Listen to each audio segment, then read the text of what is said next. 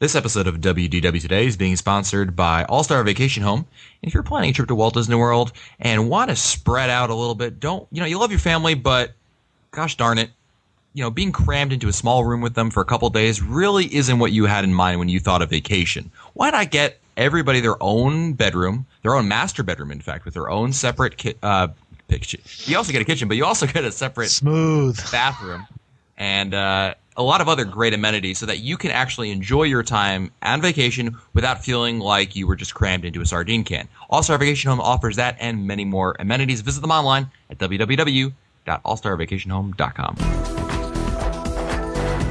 This is Walt Disney World Today. Give us 5 minutes and we'll give you the world. It's Friday, April 3rd, 2009, and this is episode 547 of WDW Today.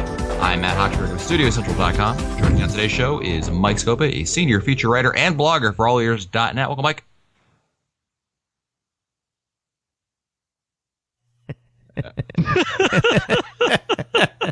Just made fun of me in the intro. Now he mutes himself? Yeah. Shh. Go ahead, Mike. Oh, man, that was so... All right, here we go. You ready? We've been ready. Hope I can. I know. Here you go. I Ready? think we were ready 45 seconds ago. Go ahead. All right. I know. You were born ready. Ready? Not moving to the end of your row is distinctly unpatriotic. Mr. Newell? Muppets. Sam the Eagle in the pre-show. That's correct. Very good. Also joining us on today's show is a man who constantly reminds me that I'm not thinking fourth dimensionally. It's Mike Newell, Mouse World Radio. Hi, Mike. Well, you don't, so, I appreciate it, though. And also joining us on today's show is Len Testa, co-author of The Nuptial Guide to Walt Disney World. Welcome, Len. How's it going, Matt? Outstanding. On today's show, we're going to be dedicating an entire show to an email, and this person probably had no idea that their email was going to be used as the show. They're probably just sending in an email, wanted a 2-second answer, but you know what? You, sir, or ma'am, I'm not even sure what the name of this person is, get an entire episode. So Nice. So our email comes from somebody who didn't bother leaving their name, but wrote, Matt, Mike, and Len, are there any table service restaurants in Walt Disney World where a solo traveler doesn't need ADRs? I was thinking that restaurants that had bars inside them would be easier to walk up and get in and grab a counter seat. Do you know which restaurants have bars? Thanks for your help. Let's go beyond just bars. Let's say about restaurants that you could really honestly say you probably don't need an ADR for. There's no guarantees, obviously, but ones that we think are going to be able to easily walk in, basically. Matt, are we qualifying this by saying those restaurants in which a solo visitor would not need an ADR, or I could say both. I would say you could say, Mike, if let's say you were going to pick 50's Primetime Cafe because there's a bar in that one at the Tune-In Lounge, you could say I would say 50's Primetime Cafe, but only for solo traveler. Versus perhaps another restaurant you might have in mind where you think a fairly 3 or 4 people could probably get in without an ADR also. All right. So either or. So let's begin at Disney's Animal Kingdom. Disney's Animal Kingdom. Sit-down restaurants. And right off the bat, the Yak and Yeti comes to mind. I mean, they do have a sit-down area, and they have a bar over there where you could sit down and order off the menu. So that would be good for a solo or maybe even 2 people. I mean, we should mention that there was one time where myself, Mr. Newell, and Len, we all had dinner at a restaurant that had a bar in it. So we were able to obviously see 3 people at that time. Depending on when you time it, I mean, if you have a really off-hour thing, and you go to a restaurant that has a bar like Yak and Yeti, you can really, I would really conceivably see, 4 or 5 people sitting down. I mean, the only issue is that you're not facing each other, you're down the bar from each other. Right. But, you'd be able to sit down at the bar and order off the regular menu. Any other restaurants at Disney's Animal Kingdom that comes to mind? Matt, I want to say, I really want to say Rainforest Cafe. I don't think it's as popular as it used to be. I would agree with that. That's probably a good choice. The other thing too is it wasn't exactly walk up, but I got reservations at Tusker House an hour before I was ready to eat for lunch. Yeah, it's funny you bring that up, Len, because I was going to add Tusker House for dinner. That restaurant is easy to get into because the Animal Kingdom closes, 5, 6 o'clock p.m., so you basically have to have an early dinner for the most part. And so I think that's going to make it easier to get in over there for dinner. But I can also see lunch also because I think it's an underrated restaurant and a lot of people don't know about it. Yeah, I think that's a great idea. But I think, I think generally the Tusker House, Yak and Yeti, and even, I don't know about Rainforest Cafe. I mean, I know the one at Downtown Disney is always packed because people are just I don't know why people go there, but they do. But I've never, because the Rainforest Cafe is also kind of hidden over there. I would guess that would be a conceivable one. I don't think it's as popular as it used to be. Scopa? Well, you're talking about Rainforest? Yeah. Yeah, I think that the novelty has worn off. I think that it's only a novelty for those people who don't live near one, and when they travel to Orlando, they have the opportunity to go to the one in downtown Disney or the one at the Animal Kingdom. But they also have T-Rex now, which is another story. But I think that the novelty has worn off. I'd be really curious to see how their business has been the last 2 years compared to maybe 5 years ago. Yeah, and I think all those restaurants would be good for either solo travelers or, well, I'd say Yak and Yeti's more for solo travelers. The other two are definitely fine for larger parties. Yep. Let's move on to Disney's Hollywood Studios. And the restaurant that I had mentioned before that Newell, Len, and I ate at was, of course, 50's Primetime Cafe, where you actually go into the tune-in lounge, and there's a bar over there, and you can order off the menu. It can get kind of busy during prime dining time, so, between... Prime time? Between 12 and 1:30 p.m. for lunch, and between 5 and 7 for dinner, really. But other times it's fairly easy to get in, especially at the bar. Yeah, I think the bar is the way to go. I actually like eating at the bar. You get to see, there's a lot of stuff to see. Oh, yeah. Yeah. You still have the TVs over there. You don't have the service that you would get at the, be it good or bad, depending on your opinion of that. But it's interesting because there's people, the waitresses and waiters are always coming over there getting orders and everything. It's kind of a happening place, and you get the bartender's kind of fun to talk to. So I like that, and that's probably again good for a group of maybe 2 or 3 at the most. Any other restaurants that you could think of for sit down? I tell you, the last several times I've been down to Orlando, for some reason, I don't know why, maybe it's just I hit it just right. I've been able to do walk-ins at Mama Melrose for some reason. I don't know why. Yeah, I've had good luck with that in the past too, Mike. Getting a walk-in, especially for lunch. That one, because it's so hidden in the back over there, I think many people overlook it since it's really on the polar opposite of the most popular attractions in the park. But I know that one time, Len, I remember you had asked for a last-minute recommendation. Remember that with Hannah? And actually it was like last-minute reservation for what, like 6? Sure. Which I mean, let's face it, at this point, it's not really last minute for me. It's standard. It's standard timing. Standard for you, yeah. That's right. Exactly. So are we talking? You were talking about the Brown Derby time, right? Yeah, the Brown Derby would be, and that was a pretty crowded day, if I recall correctly. That was like June, wasn't it? Yeah, that was a pretty time, and I think really it was a Saturday in June. Yeah, and I think the reason why the Brown Derby works for last minute ADRs is because it's pricey, and I think that drives some people away from it. Unfortunately, because it is really good food, which was kind of surprising. I mean, I had recommended to Len, we'll try Mama Melrose, and that didn't work out. But Brown Derby, lo and behold, there it was. So yeah, Mama Melrose is less expensive, but I think it's harder to get into Mama Melrose's, right? So I don't think that's a choice for solo. Yeah, I would imagine they do a lot of walk-up service at Brown Derby, because I think the price, I know a lot of times I meet our listeners in front of the Brown Derby, and when I'm waiting for them, I always see people walk up to the menu over there, take a look at it, and say something to the effect of, "Whoa, not paying the prices. Keep moving." Exactly. Figures is good enough for this family. Exactly. Say, isn't it a two table service on the dining plan? It is, Mike. Yes. Yeah, that's really expensive. That's a lot of money, and for. So, I mean, the thing I would do is I don't know if you can get reservations there for mid-afternoon, but that would be a great place for either a light appetizer instead of an entree or dessert and coffee. Absolutely. But I think it's just really expensive. Yes, I agree with that one. But in that case, for the people who are looking for just to walk up, Brown Derby is a good spot for you. So true. Brown Derby Mama Melrose is good for groups, and the 50s Primetime, the bar, the tune-in lounge over there is good for solos, maybe a couple. Let's move on to Epcot. All right, this one's a little tough here. So what do you think, Scopa? What's first on your mind? Well, a lot of people look at Marrakesh and Morocco, and they think, "Oh man, it's going to be real spicy. I don't want to try it." But I've done walk-ups there. I think Mr. Newell and I did walk-up there one time last year, and That's right.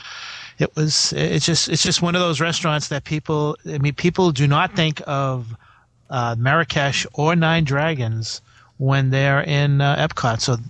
So those two restaurants are the first two that come to mind at Epcot. I'd agree with that. Definitely Morocco. That one is it's underrated in my opinion. They had moved the podium fairly recently over to right in the walkway over there in the pavilion because it used to be all the way. I mean, the restaurant is all the way in the back, and most people would have no clue that it was there, even if they wanted to potentially eat there. But even so, I agree with you, Mike. A lot of people skip it over because they hear Morocco, and we've talked about this in previous episodes, and they get kind of scared off by the whole prospect. But definitely a great restaurant for last-minute walk-ups. Yeah, it was. I mean, last time it was pretty good. I did get a little nauseous when Newell got up and started doing the belly dance, but Oh, thank you. Thank you. That was unnecessary. Yeah, what was the castanets were driving me a little bit crazy there, but you know, I mean, if anyone can pull it off, it's Newell. So yeah, I mean, yeah, you got to put that up on YouTube. Oh, please don't say that because they'll start thinking there is such a thing. And please. Len, another thought for Epcot?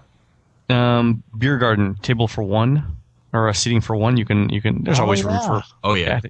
And beer garden's actually, it's very popular and it's very good food. So it's a. Actually, you could probably do the same thing at Tepanito though for table for one. You can probably get a seat for one without too much of a wait there. Yeah, see, Tepanito, I think it's terrible for walk-up if you have a group. But I think, now that you say it, Len, I bet you a single person could probably get in over there and sneak in because these are, of course, Tepanito and Beer Garden are restaurants where you have seating amongst lots of people, not just a group. So that's interesting, actually. I think I would love for any of our solo listeners to try that out on their next trip and let us know what their probability of success is. Yeah, I mean, Beer Garden, I think we all agree is going to be easy to get into, but I'd love to hear from some of our listeners any luck with walk-ins for Tepanito, especially for single people. Does Tepanito have a bar? It has a bar, but I think that's part of Tokyo Dining. Tokyo Dining. Oh, yeah. I'm not sure if it's like that. You can just sit at the bar over there. I'd have to check that out. Tokyo Dining, if it has a bar, I mean, back to the listener's original point, anything with a bar you can get into. Yeah, absolutely. And I would say you could probably get into Nine Dragons too, but who would really want to? Although, did you read the review in the Orlando Sentinel by Scott Joseph? It was actually pretty positive. Huh. Well, I when we ate there, I mean, we talked about this in a previous show. I mean, we kind of liked the food in general. I mean, there were some issues. It's expensive and service was a little slow. But I mean, generally speaking, I thought but. That's interesting that they had given that. Usually they kind of slam those kinds of restaurants. That's interesting. Yeah, he was very positive about it. So anything in Future World? I mean, the only sit down is Coral Reef and Garden Grill, right? Yeah. What about Garden? I don't know about Garden Party Grill. Of One. Yeah, that'd be true. It's kind of tough. That'd be tough. Yeah, I'm not gonna have to go on no on that one. All right, let's move on to the Magic Kingdom. Any restaurants here that you could? Any sit-down restaurants? This one's tough. I haven't had a sit-down meal in the Magic Kingdom since Liberty Tree Tavern ditched the characters. It's for number one, I don't think that Cinderella's Royal Table is very good, and I don't think Tony's Town Square is particularly good. No. I've done solo at the Plaza, and I've done solo at the Crystal Palace. It was pretty easy both times. I just walked up. Yeah, it was in I think it was a May trip. Yeah. Huh. Did they have tables for two? Did they have many tables for two over at Crystal Palace? Yep.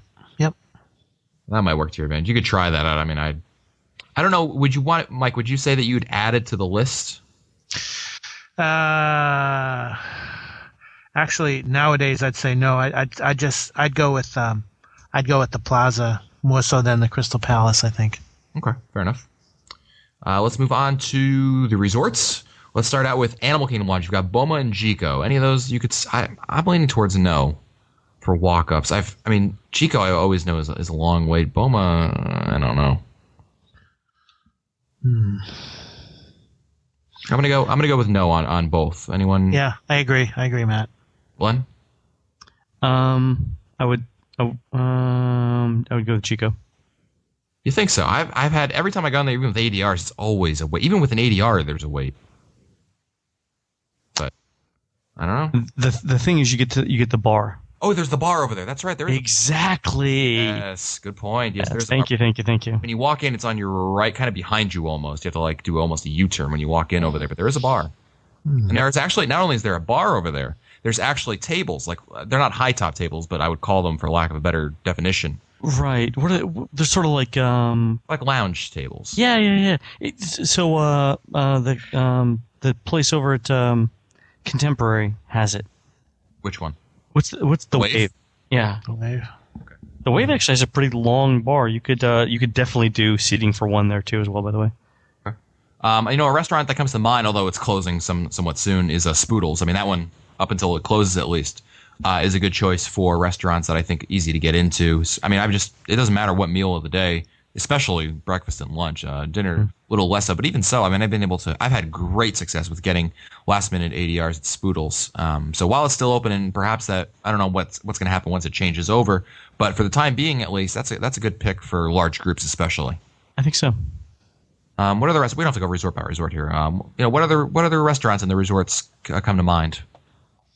I'd say Pepper Market. You could go right into Pepper Market, although that's a food court, I guess.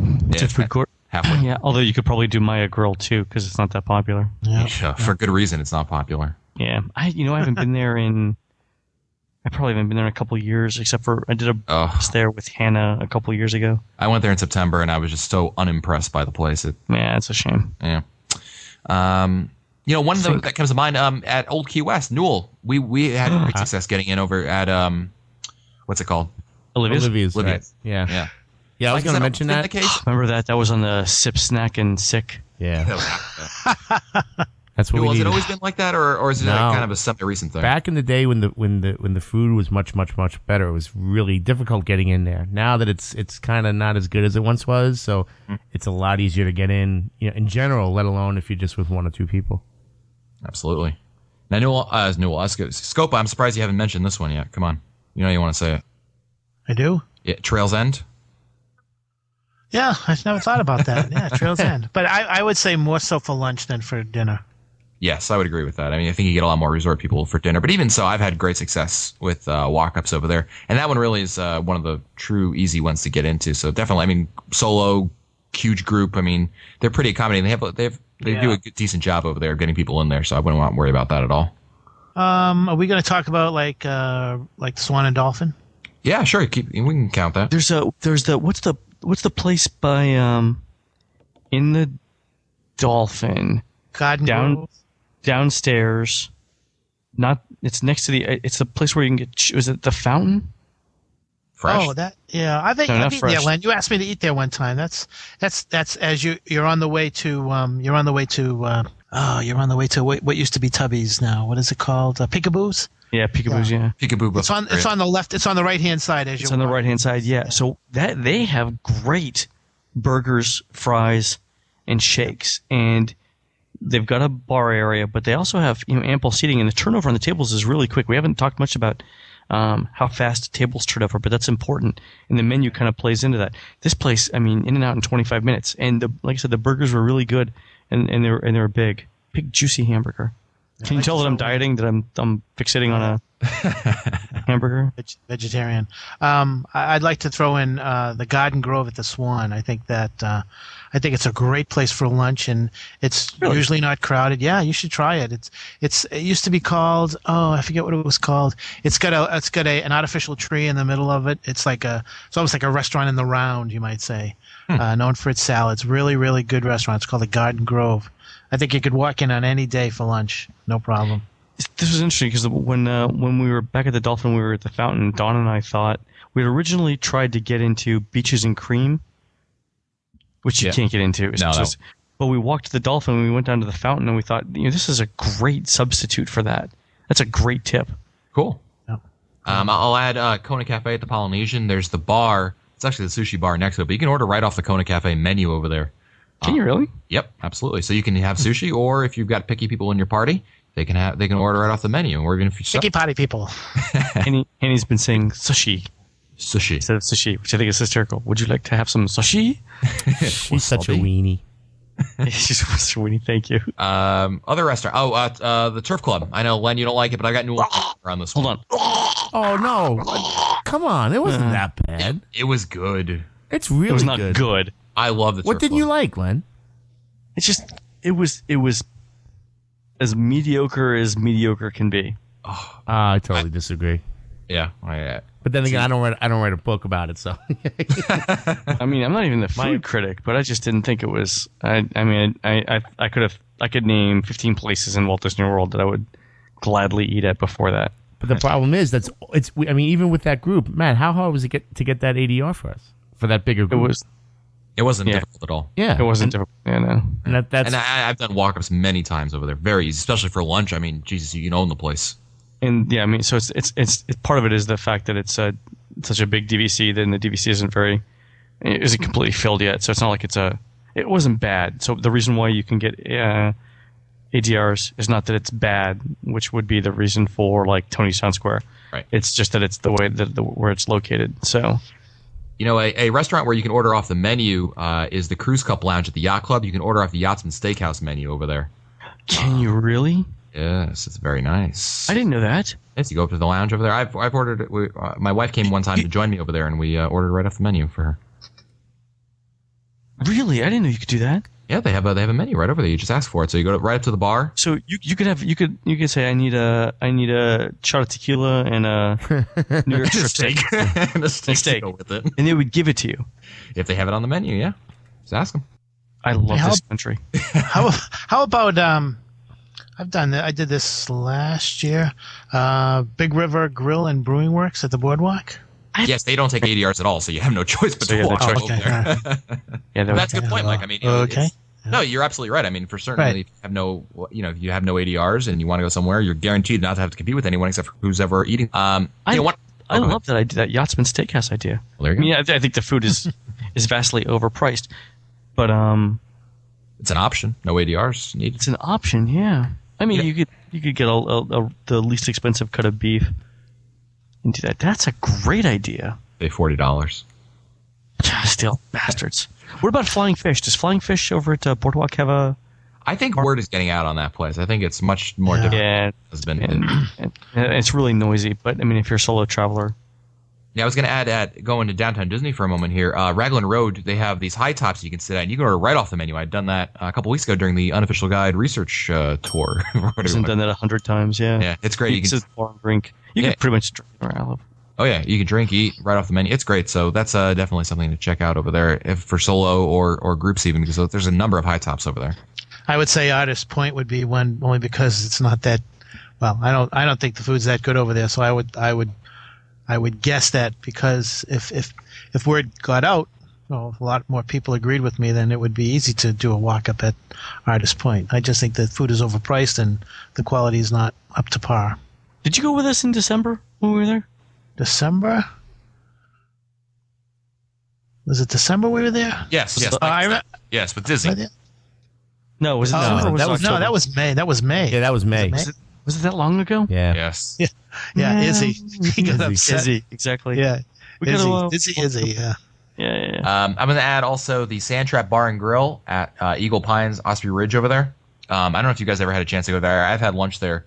And I've heard it's really good. Yeah, it actually isn't bad. I had a great Reuben sandwich. And I mean, you own the place literally over there. There was like one other person in the whole place over there. They do have a bar, which I suspect you could order off the menu. Mm-hmm. So you could do both over there. But I mean, you wouldn't even need to. I'd be surprised if they even took ADRs for that place. But if you're ever near Fort Wilderness and you want to stop by over there, you just pull right up and it's nice. It's got a great view of the green over there from the 18th hole. You can watch, so it's not bad at all.